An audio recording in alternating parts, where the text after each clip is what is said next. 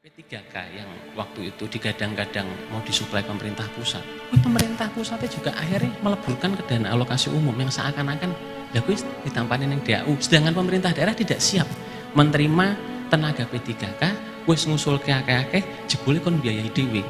Delale Pekalongan Siti P3K-nya ya. Tapi di daerah lain sampai minus APBD-nya ratusan miliar. Karena nek diomong ketipu sih ora, cuman kecelik lah gitu. Rada kecelik lah kan gitu. Yuk akhirnya seperti itu gitu. Wis pinter-pinteran main. Pinter-pinteran lah. Bapak Ibu yang kami hormati, telah hadir di tengah-tengah kita Bapak Ketua DPRD Kota Pekalongan, Bapak Muhammad Asmi Basir ST-MSc. Oleh karena itu kami mohon Bapak Muhammad Asmi Basir ST-MSc untuk berkenan memberikan materi sebagai pembicara utama atau keynote speaker dalam acara diskusi panel pada peringatan Hari Pendidikan Nasional tahun 2022 yang diselenggarakan oleh Dinas Pendidikan Kota Pekalongan bersama PGRI Kota Pekalongan. Kepada Bapak Muhammad Asmi Basir kami persilahkan.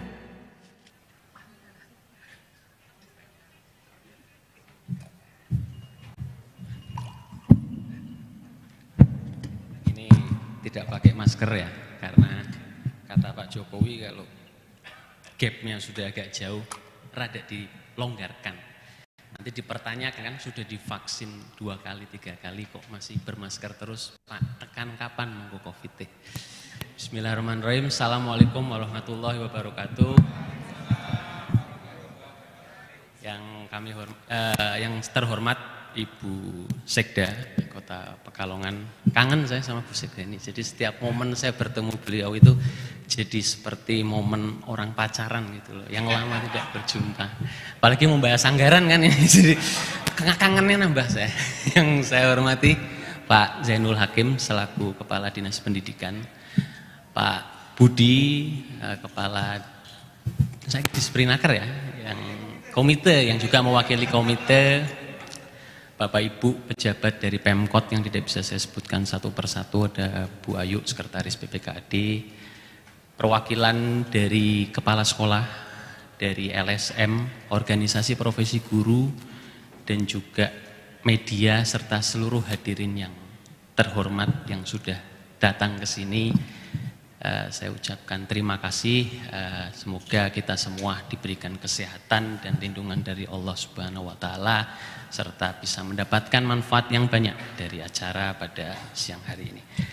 Bapak Ibu yang saya hormati, mengawali keynote speech, saya ini merasa sangat terhormat disuruh jadi keynote speech, karena memang sebetulnya saya tidak terlalu, saya basicnya bukan orang pendidikan, jadi memang pemahaman saya kepada dunia pendidikan masih dalam tahapan belajar lah, kalau kita bilang beginner lah ya gitu. Saya basicnya teknik, saya kuliah S2 bisnis. Jadi akhirnya ketika saya diminta untuk menjadi keynote speech, ya saya harus tahu dulu gitu, apa sih sebetulnya yang ingin dihasilkan dari acara ini, sehingga nantinya acara ini ketika selesai bisa memberikan manfaat lah. Tidak hanya untuk yang di ruangan ini, tapi tentu saja untuk komponen-komponen stakeholder pendidikan yang ada di Kota Pekalongan. Jadi saya kepo sih kemarin sama Pak Husni, kebetulan beliau yang mengantarkan undangannya secara langsung. Saya tanya, iki apa sih pendidikan gitu? Apalagi konsepnya Merdeka Belajar. Wes dijelaskan panjang lebar. Sekarang iki kan suhune gitu, yang dikomandoi Pak Hakim. Jadi saya sudah, sitik-sitik lah. Sehingga nanti saya akan memberikan sedikit apa yang menjadi opini saya, mungkin opini ya sifatnya ya, mungkin ada yang bisa menganggap baik ataupun ada yang tidak, ya nanti makanya ada yang namanya diskusi panel yang nanti akan diselenggarakan setelah ini. Yang pertama yang ingin saya sampaikan bahwa kita tahu pendidikan itu tujuan besarnya adalah menciptakan SDM yang unggul, yang mana tidak bisa dilihat hasilnya dalam waktu singkat. Ini proses akumulatif ya, bertahun-tahun. Dari mulai pendidikan pada level terawal, pendidikan keluarga, sampai kita bilang postdoktor lah. Jadi S3, saya njupuk kuliah meneh. Ini adalah akumulatif. Penciptaan SDM dari pendidikan itu harus dilakukan berjenjang dan membutuhkan biaya yang besar.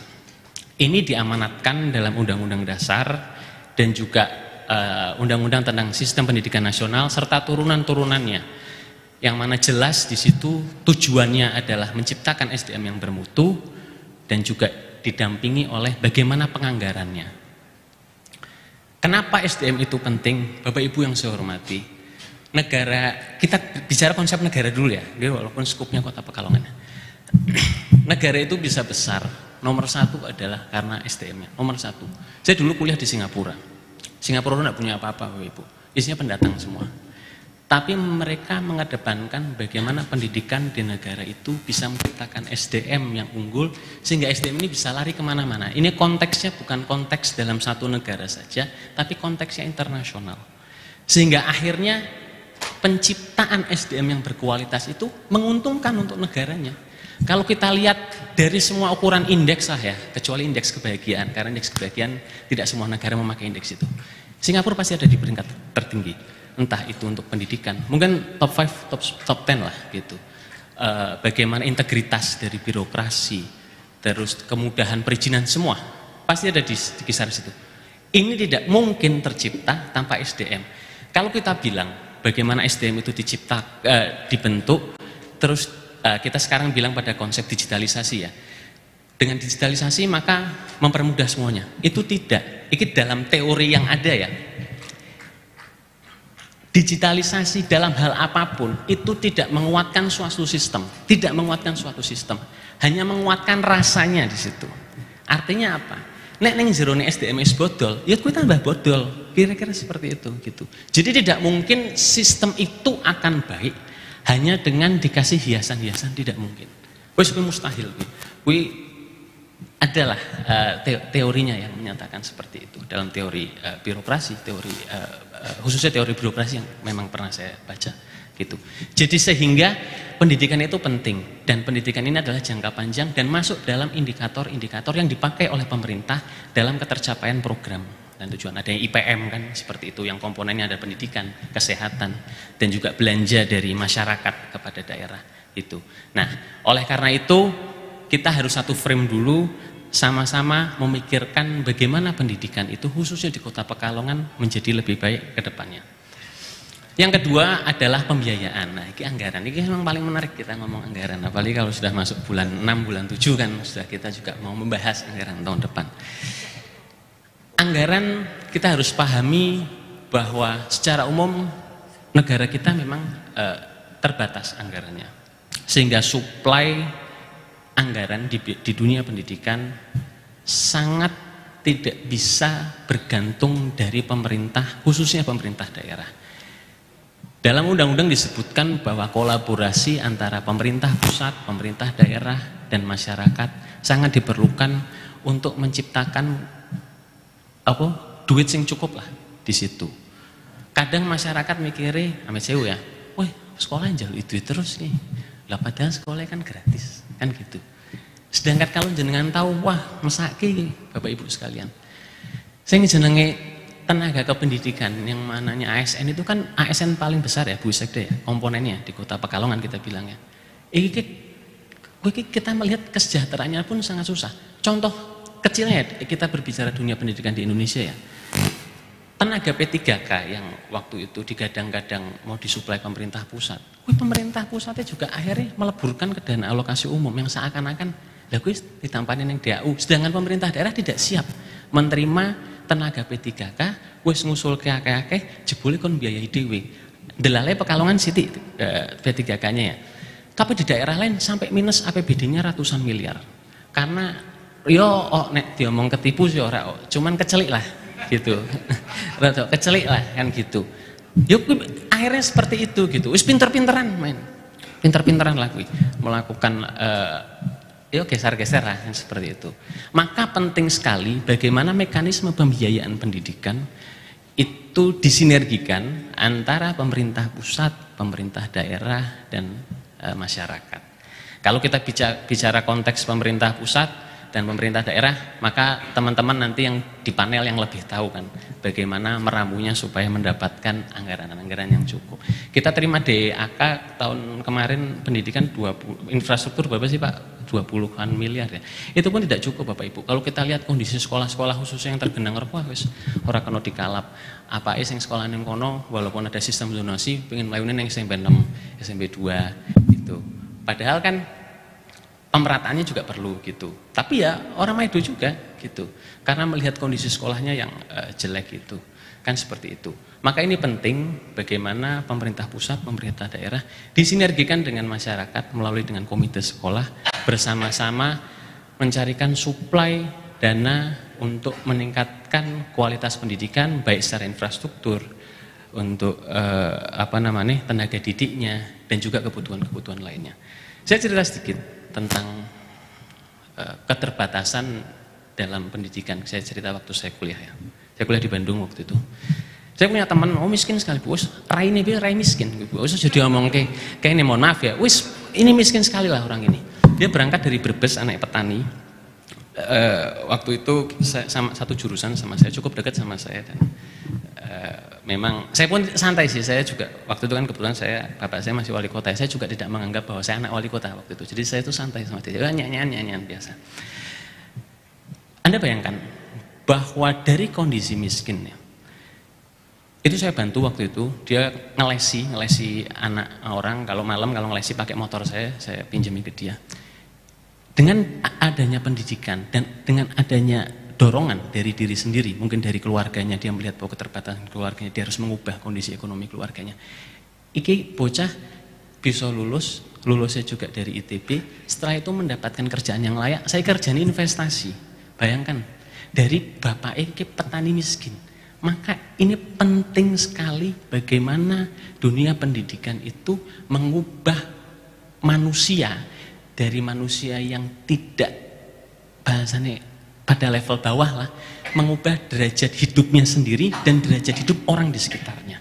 Kita tidak bisa pungkiri ketika kondisi dia berubah, otomatis keluarganya pun pasti akan berubah. Orang mungkin duit orang dikirimkan ke bapak ibu nih, orang mungkin gondandani omahe, kan kayak gitu. Orang kita nggak kayak warung lah buat bapak ibunya kalau dia misal merantau, kan gitu. Dampaknya tidak hanya kepada 1-2 orang pada level ini ya.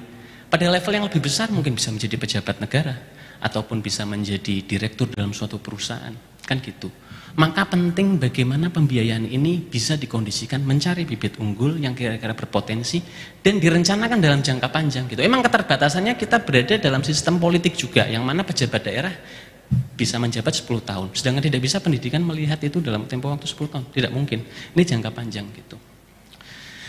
Pada level bawah saya pernah cerita, terkadang orang tua juga memiliki keterbatasan. Mereka juga terkadang tidak memiliki mindset bagaimana anak itu berubah menjadi lebih baik dari dirinya sendiri. Kita ngomong pada Amit Sewu mungkin yang pendidikannya ISTI. Saya punya bahasanya konco kerja yang kadang suka kerja nukang sama saya. Kui ketika anaknya tidak sekolah, dia tidak mendorong untuk anaknya sekolah. Bukan karena ada duit, dia ada uangnya. Tapi anaknya keset, dia orang gelem dipecut, orang gelem kayak gitu. Maka penting juga bagaimana peran keluarga dari dalam supaya mendorong anak-anaknya menjadi anak yang lebih baik. Saya ingin orang didorong bapak, wah sembuh gue aku rada di apa, aku ngerti gitu. Dorongan itu penting. Dorongan itu dari dalam penting. Sangat penting gitu. Lecutan yang ada itu sehingga memang selain anak didik yang didik, orang tua pun harus didekati gitu. Ya memang akhirnya metu biaya meneh Mas Husni kan gue akhirnya boleh kan kalau itu dilakukan oleh satuan pendidikan pemerintah kan gitu. Tapi ya harus seperti itu. Tantangannya di situ. Sehingga ke depan harapannya generasi yang dicetak adalah generasi-generasi yang lebih baik. Kalau kita ngomong orang kaya wis ora usah terlalu dipikir lah. Insya Allah mereka buat membiayai anaknya bisa.